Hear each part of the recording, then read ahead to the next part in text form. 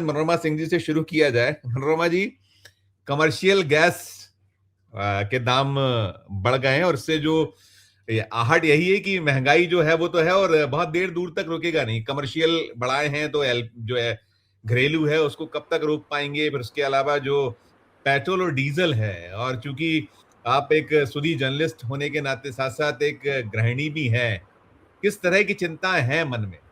शुरुआत आपसे। जी। जो घरेलू सिलेंडर के दाम दाम बढ़े चाहे नहीं बढ़े अभी जो है, लेकिन उसको मिलना कितना मुश्किल हो गया। आप देखिए कि लगातार शिकायतें आ रही है। जब बुकिंग होता है तो जिस दिन मिलना चाहिए फिर बोलते हैं 15 दिन बाद आएगा, है ना। और उसमें कुछ धांधलियां भी हो रही है, जैसे कि आपका वाला 15 दिन लेट करके और फिर किसी और को दे रहा है, और आपसे फिर बोल रहा है कि आप कुछ और एक्स्ट्रा पैसा दे दे तो आपको दे देगा। तो इस तरह की चीजें भी लोग फेस कर रहे हैं। जिनको बहुत अर्जेंसी है, जरूरत है, वो वैसे ले रहे हैं। और ये भी देखिए कि जो सिलेंडर के दाम जो बढ़े हैं, कमर्शियल सिलेंडर के दाम अब 3,000 सभी जगह है, लेकिन उसमें सबसे ज्यादा कीमत मैंने देखा कि वो कलकत्ता में है, 3,325 या कुछ इस तरह से। उसके बाद जो दूसरा सबसे महंगा है वो है चेन्नई में, 3,229 रुपए। और दिल्ली में, मुंबई में सबसे सस्ता है, 3,049 रुपीज ऐसे करके कुछ है। तो ये भी देखिए कि सबसे ज्यादा जो है इसकी मार पड़ी है। अब बंगाल के मतदाता इसको कैसे लेंगे कि जैसे ही अभी काउंटिंग भी नहीं हुई है और कमर्शियल सिलेंडर के दाम जो है ऐसे बढ़े हैं, उसमें सबसे ज्यादा अगर पे करेगा तो बंगाल पे करेगा। दिल्ली मुंबई से तो कम से कम 300 रुपया ज्यादा पे कर रहा है बंगाल, और 250 रुपये ज्यादा चेन्नई पे कर रहा है। तो आप समझ सकते हैं कि ये जो है। और बाकी और चीजें भी आखिर मतलब आप मुद्रास्फीति से लेकर के तमाम चीजें उसको कैसे नियंत्रित, चुनाव के दौरान आपकी तमाम योजनाएं हैं, और इन सब का जो है असर एक्सचेकर पे होना ही होना है, और फिर आप उसको उस तरह से करेंगे ही करेंगे। तो ये चीजें लंबे समय से आखिर जो इतनी ज्यादा खाई है जो इनकम में, और मध्य वर्ग आप देख रहे हैं जो मार्केट सैचुरेशन है हर जगह आ रहा है, रियल स्टेट से लेकर के कहीं भी। आप बैंगलोर जैसी जगह में तमाम खबरें आ रही हैं कि जो नए बने हुए घर हैं वो बिक नहीं रहे हैं। क्यों नहीं बिक रहे? क्योंकि आमदनी नहीं है, उस तरह का ईएमआई पे करने की क्षमताएं कम हो गई हैं लोगों के अंदर में, तो आपका वो नहीं बिक रहा। और जो जो लग्जरी सेगमेंट पहले आराम से बिका करता था, अब नहीं। अब सारे छोटे सेगमेंट में लोग आ रहे हैं क्योंकि पैसे नहीं है। तो मार्केट में पैसा नहीं है, किस किस तरह से आपको दिख रहा है, कितनी ज्यादा रिडंडेंसी है, या फिर पिंक स्लिप पकड़ा रहे हैं, कितनी ज्यादा नौकरियां जो है वो जा रही हैं। और इन सब के बीच में हम लोग तो आत्महत्याएं तक देख रहे हैं, ईएमआई नहीं पे करने के गम में लगातार कितनी सारी आत्महत्याएं हुई। बैंगलोर में ही 2-3 आत्महत्याएं सिर्फ इस वजह से हुई है क्योंकि नौकरी चली गई और तमाम खर्चे जो थे तो ईएमआई कैसे पे करेंगे, इस तरह की। और ये सिर्फ बैंगलोर की बात करें, बाकी बातें दिल्ली की भी है और तमाम और जगहों की भी है। तो ये जब इसका आंकड़ा निकाला जाएगा तो पता चलेगा। तो ये चीजें तो है ही है। चुनाव को साधने के लिए और बंगाल के चुनाव को साधने के लिए जिस तरह से सारा चीज झोंका गया है, तो उसके नतीजे जो हैं वो दिखने शुरू होंगे। पेट्रोल के भी दाम बढ़ेंगे, डीजल के भी दाम बढ़ेंगे। अभी सिर्फ कमर्शियल गैस पे हुआ है, घरेलू गैस पर भी आएगा, और बाकी और तमाम चीजें भी हैं जो इसकी चपेट में आएंगी। देखते हैं कि कैसे वो नियंत्रण करते। हमें इंतजार करना पड़ेगा यूपी चुनाव का। यूपी चुनाव तक आते आते फिर जाकर के चीजों को थोड़ा सा वो करने की कोशिश की जाएगी। लेकिन अब जब हाल फिलहाल में कोई चुनाव नहीं है, तो परिणाम आने के बाद, और देखिए 4 मई को जब परिणाम आता है उसके बाद और जो है असली नतीजे बाहर आएंगे कि किस तरह से चीजें जो है। हाँ, बिल्कुल बिल्कुल बिल्कुल बिल्कुल, ये चीज है। हम लोग पहले जो लगातार अंदेशा था वही अंदेशे जता के रहे थे। अनुरूप शुरुआत हुई है। मैं सुनील जी के पास पहले जाता हूँ। सुनील सर, ये राहुल गांधी ने आज एक वो जो एक्स है, ट्वीट है, कह दिया था चुनाव के बाद महंगाई की गर्मी आएगी। आज कमर्शियल गैस सिलेंडर 933 महंगा, एक दिन में सबसे बड़ी बढ़ोतरी। ये चुनावी बिल है। फरवरी से अब तक 1380 की बढ़ोतरी, सिर्फ 3 महीनों में 81% का इजाफा। चाय वाला, ढाबा, होटल, बेकरी, हलवाई, हर किसी की रसोई पर बोझ बढ़ा है और इसका असर आपकी थाली पर भी पड़ेगा। पहला बार गैस पर, अगला बार पेट्रोल पर। सुनिधर, मैं जो ये बंगाल में जो कुछ चल रहा है मैं अगले चरण में बात करता हूँ। वीडियोस हम अपने दर्शकों को दिखाते हैं वहां से जो निकले हैं, लेकिन पहले बात इसी पर, ये यही बात है कि अगला बार पेट्रोल डीजल पर आप रोक नहीं पाइएगा। आपने दावे तो बड़े बड़े किए थे। आपकी अपनी राय। और ये जो महंगाई की मार है, ये तो बहुत सारी, क्योंकि जो हमारे फैक्ट्रीज हैं या और जो हमारे यहाँ इस क्षेत्र में उपयोग की जाती हैं, तो बहुत सारी चीजों का इसका असर तो होना ही होना, सब चीजों। धन्यवाद संजीव जी। एक तो यह मेरा अपना मानना यह है कि उत्तर प्रदेश के चुनाव तक पेट्रोल डीजल के दाम नहीं बढ़ेंगे। बीजेपी सरकार इतना साहस कर नहीं पाएगी। जिस तरह से पश्चिम बंगाल उसके लिए चुनौती है, उससे बड़ी चुनौती उत्तर प्रदेश है। और उत्तर प्रदेश के लोगों ने अपनी नाराजगी का आलम दिखा दिया 2024 के लोकसभा के चुनाव में। भारतीय जनता पार्टी को दूसरे नंबर की पार्टी बना दिया, जबकि ये 100% सीटें जीतने के का दावा कर रहे थे। तो अभी तक मेरी ये समझ है कि जिस तरीके से पश्चिम बंगाल के चुनाव तक इन्होंने रोके रखा, दाम नहीं बढ़ने दिया, और अभी कमर्शियल के इसी तरह की वृद्धियां होंगी, उसका नुकसान हमको आप सबको सभी होगा। कमर्शियल गैस सिलेंडर का दाम बढ़ने पर खाने पीने की चीजें बहुत महंगी हो जाती है, लेकिन सीधा सीधा असर हमारे आपके पड़ नहीं पड़ता। अपनी जेब से आपको सिलेंडर खरीदने के लिए पैसा तो खर्च नहीं करना पड़ता, पराक्रांतर से आपकी जेब से ज्यादा पैसा निकालना। तो ये घर आप सोचिए कि जो गैस भरी हुई है कमर्शियल सिलेंडर में, वही गैस तो भरी हुई है डोमेस्टिक सिलेंडर में। जी। दोनों अलग अलग थोड़े है, दोनों के गैस के प्रकार में कोई अंतर तो होता नहीं है, मात्रा में फर्क होता है। चूंकि कमर्शियल दृष्टि से उसका उपयोग किया जाता है, उसकी कीमत ज्यादा लेते हैं, और चूंकि घरेलू उत्पादन की चीज होती है इससे कम कीमत लेते हैं। तो आपने क्यों कीमत उसकी बढ़ाई? मैंने उसकी लागत आपके ज्यादा पड़ रही, तभी तो आपने बढ़ाया होगा। तेल कंपनियों के जो व्यवस्थागत खर्चे हैं उसका मीट आउट करने के लिए आपने किया होगा। तो घरेलू की सिलेंडर की कीमत नहीं बढ़ी, वो यही है। महंगाई को टाल नहीं सकते। और ये जो बात बारे कहते हैं कि खाड़ी में युद्ध के कारण ये स्थिति बनी है।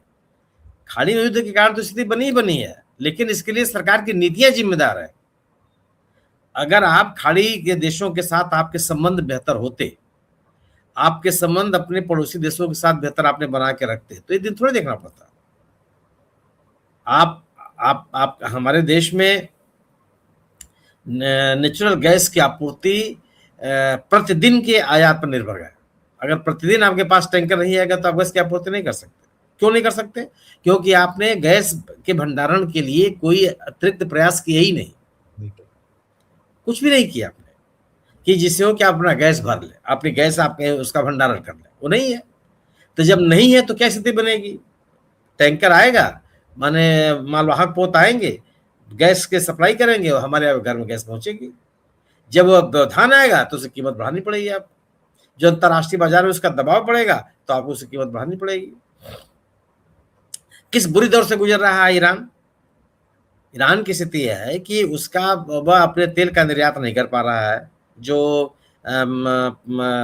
अमेरिका का जो रोक है, जो घेराबंदी है, उसी कारण से। लेकिन उसके ऊपर दबाव ये भी है कि वो अपने तेल का उत्पादन नहीं रोक सकता, क्योंकि तेल का उत्पादन अगर कौन से तेल करना बंद किया एक बार तो दोबारा चालू करने में कई महीने लग जाते हैं। तो वह अपने इस स्थिति से निपटने के लिए क्या कर रहा है? जो उसके पुराने पड़े हुए भंडारण क्षेत्र उसमें भर रहा है, निकालता है, उसे भरता है, पड़ा हुआ है। फिर अब स्थिति आ गई है कि जो मालवाहक पोत है उसमें भर करके समुद्र में उतार दे रहा है कि भाई ठीक है, वही समुद्र में पड़े रहो। एक भंडारण की तरह से उसका भी उपयोग करने के लिए बाध्य है। लेकिन हमने तो कोई भंडारण की क्षमता वृद्धि नहीं की, न गैस की और न पेट्रोलियम क्रूड ऑयल की। क्रूड ऑयल की स्थिति थोड़ा सा बेहतर है कि 10-12-15 दिन के लिए आप भंडारण कर लेते हैं। तो आपने जो व्यवस्था इंफ्रास्ट्रक्चर डेवलप करना चाहिए था भंडारण का, वो भी आपने नहीं किया। और जिन देशों से आप आयात करते हैं उनके साथ भी आपके संबंध नहीं, पूरी तरह से आप अमेरिका से डिक्टेट हो रहे हैं। वेनेजुएला से आपको सस्ता तेल मिलता था, अमेरिका कहने पे आपने उससे लेना बंद कर दिया। रूस से आपको सस्ता तेल मिलता था, अब रूस अमेरिका कहने पर आपने उससे लेना बंद कर दिया। ईरान से आपको सस्ते दर पर और बहुत ही आपकी शर्तों पर तेल मिल रहा था, रूस से कहने पर आपने उसे ही बंद कर दिया। तो खाड़ी देशों के साथ साथ सरकार की नीतियां भी जिम्मेदार हैं कि इस तरह की महंगाई बढ़ रही है। इस तरह से क्रूड ऑयल और नेचुरल गैस की कीमतें बढ़ानी पड़ रही है। युद्ध तो है ही है, बिल्कुल है, लेकिन युद्ध से जितना असर अन्य देशों को पड़ना चाहिए जो जो ईरान के मित्र देश हैं, हम तो बहुत, हमारे ऊपर ज्यादा असर उसका पड़ गया। तो सरकार अपनी जिम्मेदारियों से कैसे बच सकती है?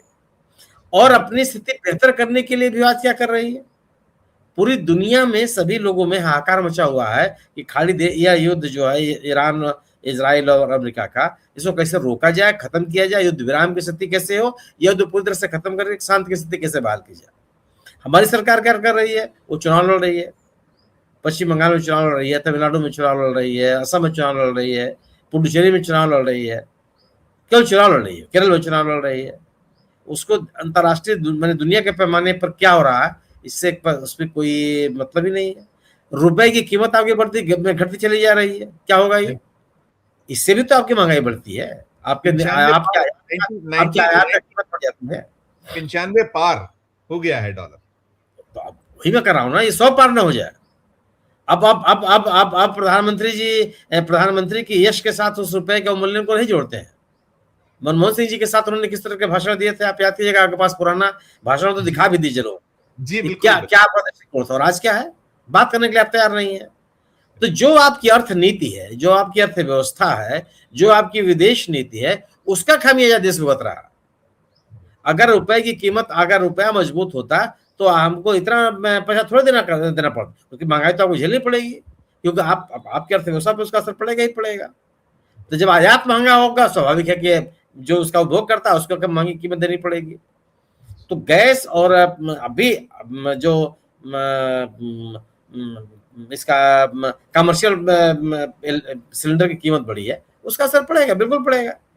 आप चाय की दुकान पर जाएंगे ज्यादा कीमत देनी पड़ेगी, होटल रेस्टोरेंट में जाएंगे तो आपको ज्यादा कीमत देनी पड़ेगी, देनी तो पड़ेगी ही पड़ेगी। हाँ, घरेलू गैस की कीमत मेरा अपना मानना है, या डीजल पेट्रोल कीमत पर मैं अभी मतलब मेरा एक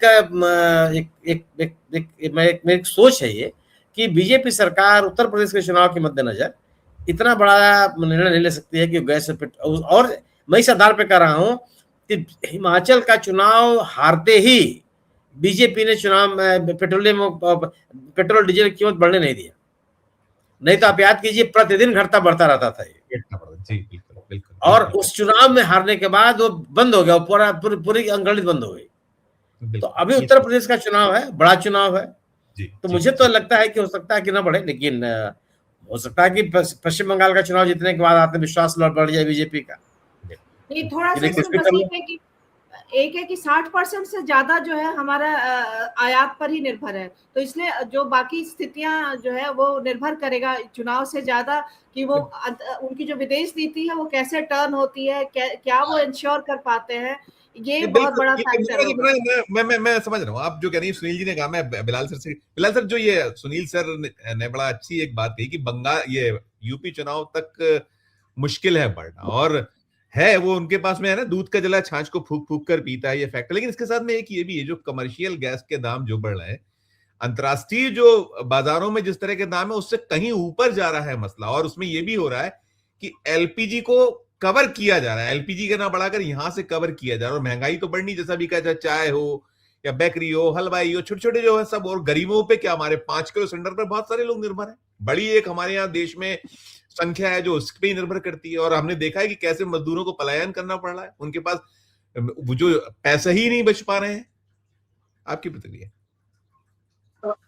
जी ठीक फरमा रहे हैं संजीव, और सुनील जी बिल्कुल ठीक कह रहे हैं कि इस सरकार की प्रायोरिटी पर ही राजनीति, देश के नागरिक नहीं है, देश नहीं है, देश की अर्थव्यवस्था नहीं है, देश की अर्थनीति नहीं है, देश की विदेश नीति, क्योंकि चुनाव दर चुनाव जीतना है और चुनाव जीतने के बाद अपने ड्रॉबैक्स को जस्टिफाई करना है कि देखिए हम जीत के आ रहे, जनता हमें जिता रही है, इसलिए हमारी नीतियां। अब वो कैसे जीत रहे हैं ये अपना आप में सवाल के घेरे, इसको हम सेकंड में डिस्कस करें। कॉमर्शियल का रेट बढ़ा दिया, देखिए बाजार के अंदर चीजें आम, ग्राहक को चीजें महंगी हो जाती। इंडस्ट्रियल गैस भी बढ़ाई थी बीच में, अभी ये इसके दरमियान बढ़ाई थी, चुनाव के बीच में बढ़ाई थी। हाँ जी, वो सब कॉमर्शियल में ही आता है जी। तो आप एक आम आदमी जो 3 रुपए की चाय पीता था या 5 रुपए की चाय पीता था, अब वो 10 रुपए की हो जाएगी। एक पराठे वाला आलू का पराठा जो 10 रुपए का होता था वो 20 रुपए का हो जाएगा। एक समोसा जो आप 5 रुपए का खरीदते थे वो 10 रुपए का हो जाएगा समोसा, या 20 रुपए का हो जाएगा। एक ब्रेड पकौड़ा जो आप 10 रुपए का खरीदते 20 रुपए का हो जाएगा। वो लोग खरीदते ही इसीलिए थे कि वो उनकी पॉकेट को अलाउ करता था 10 रुपए, 5 रुपए, 3 रुपए। जब कमर्शियल के रेट बढ़ जाएंगे तो दुकानदार भी तो अपने प्रोडक्ट से तो निकालेगा महंगा बेचकर। फिर ग्राहक की इतनी हैसियत नहीं है, इतनी कैपेसिटी नहीं कि वो महंगे दर पर खरीद। तो दुकानदार भी सफर करेगा और ग्राहक भी सफर करेगा। दोनों परिस्थितियों में दोनों लोग सफर करेंगे, जिसका सीधा सीधा असर अर्थव्यवस्था पर आएगा। फिर जो अर्थव्यवस्था का जो चक्र होता है वो सुस्ती की तरफ चला जाता है। जो उसकी डिमांड एंड सप्लाई फंडामेंटल है इकोनॉमी का, वो मिसमैच होने लगता है, जिसकी वजह से अर्थव्यवस्था गिरने लगती है और चीज़ें महंगी होने लगती है, इन्फ्लेशन बढ़ जाता है। फिर ओवरऑल इन्फ्लेशन बढ़ जाएगा, फिर आपको संभालना मुश्किल है। बुनियादी बात वही है कि ये सब आपकी नीतियों की वजह से। दुनिया का अर्थशास्त्र ये बताता है, अर्थशास्त्री बल्कि ये बताते हैं कि शांति ही विकास लेकर आती है। ये बुनियादी उसूल है। लेकिन साहब, जब आप इजराइल के प्राइम मिनिस्टर नेतन्याहू से मिल जाए, आप जाने जाते हैं शांति के, आप विश्व गुरु अपने आप को कहते हैं, आपका काम तो ये होना चाहिए था कि आप डिसएग्री करके आते, आप बोलते कि साहब ये ना तो आपके हित में है, न ही मिडिल ईस्ट के हित में, ना वेस्ट ईस्ट एशिया के हित में, और ना ही हमारे हित में, और ना ही हमारे नागरिकों के हित में। लेकिन जैसे आप लौटे ईरान और इजराइल के झगड़े, बुनियादी तौर पर आप इजराइल को इसलिए तो ड्राइव कर रहे थे, उसमें दो तरह के परसेप्शन शामिल है। एक तो ये कि सब आप इजराइल एंटी माइनॉरिटी वर्ड है, तो आपकी जो एंटी माइनॉरिटी नीति आप उससे एसोसिएट कर रहे हैं फंडामेंटली। दूसरा ये कि आप इजराइल के क्लोज जाके अमेरिका को ड्राइव करना चाह रहे थे, क्योंकि ताकि ट्रम्प साहब टोन डाउन कर लें, क्योंकि ट्रम्प साहब ने आपको धमका रखा था। जितनी बेइज्जती उन्होंने की उस पर आपकी लब कुशाई नहीं हुई, आप जबान नहीं खोल पाए, तो पूरी तरह जंग भी हो गई। ट्रम्प साहब का अभी भी नजरिया वहीं का वहीं है। तो आपने साधा क्या, ना तो आपसे ट्रम्प साहब सधे, ना तो आपसे नेतन्याहू सधे। मिडिल ईस्ट से आपके रिश्ते खराब हो गए, ईरान से आपके रिश्ते खराब हो गए। इसी प्रोस्पेक्ट में आपका पड़ोसी देश एक कूटनीतिक स्तर पर एक बाजी जीत लेता है, वहीं इसका आर्थिक प्रभाव आपके यहाँ आ रहा है। तो बुनियादी बात वही है कि वहीं खड़ी होती है कि जो राष्ट्र की जो नीति होती है वो बहुत सारी चीजों को प्रभावित करती है, और राष्ट्रीय नीति एक बहुत ही संयम भरा खेल है। राष्ट्रीय नीति से खिलवाड़ बिल्कुल ऐसी है जैसे राष्ट्र के साथ खिलवाड़, राष्ट्र जनों के साथ खिलवाड़, जनता के साथ खिलवाड़। तो वही किया, आपकी जब जैसी नीति थी ऐसे ही आपको भुगतना पड़ा है। वो बात अलग है कि आप चुनाव जीत लेते हैं, और चुनाव कैसे जीतते हैं वो अपने आप में सवालों के घेरे।